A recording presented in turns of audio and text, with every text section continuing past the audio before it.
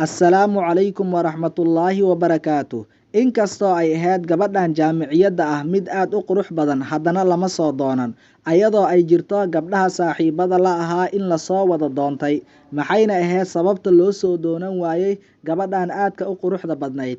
Ku soo dhawaada kanaalka Turjumaad iyo inaan idiin sii ambaqaadno qisadan. Ka hor intaynan qisadan bilaabin, ka mid noqo asxaabta ku xiran kanaalkan.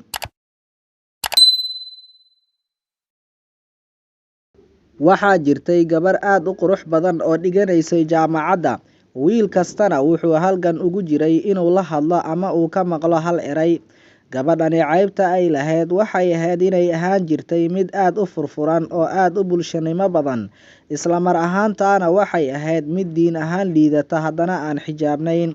Sababtoo ah waxay la dhacsanayd oo ay muujinaysay quruxdeeda, taasoo ay u gaar yeeshay muraayad oo ayna ku ridatay boorsadeeda.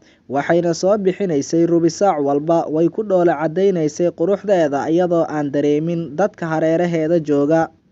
Gabadhan waxay lahayd 3 gabdhood oo iyada saaxiibo la ahaa. Way ka qurux yaraayeen, laakiin way ka diin ku dhaqan fiicnaayeen. Inta ay jaamacadda dhiganayeen ayaa lasoo wada doontay. Qalinjibintii kadib ayuuna guurkooda dhacay.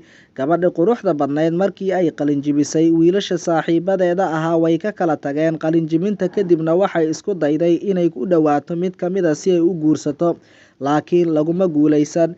Intii lagu guda jiray waxbarashada, waxay la nooleed sheeko jacayl oo ay la wadaagaysay mid ka mid ah wiilasha saaxiibadeeda ahaa.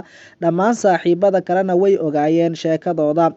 Arrinta ugu yaabka badan waxay ahayd in saaxiibkeeda oo ay la wadaagaysay sheekada jacaylka ah inuu ka tagay, wuxuuna guursaday gabar xijaaban oo aamusnaan badan, caqli badan, oo aan jeclayn badanaa in wiilasha ay la xiriirto, qur-aankana xifdisanayd. Markii saaxiibkiisa uu weydiiyey muxuu u guursan waayey gabadha quruxda badan ee uu la kulmi jiray maalin kasta, wuxuu yidhi waxaan rabaa lamaane nolosha ila qaybsata, hooyana u noqota carruurtayda, aan aamino markii aan maqanahay, ila qaybsata rafaadka ka hor raaxada. Balse gabadha aad ula jeedo sheekadeeda waxay ahayd madadaalo oo keliya.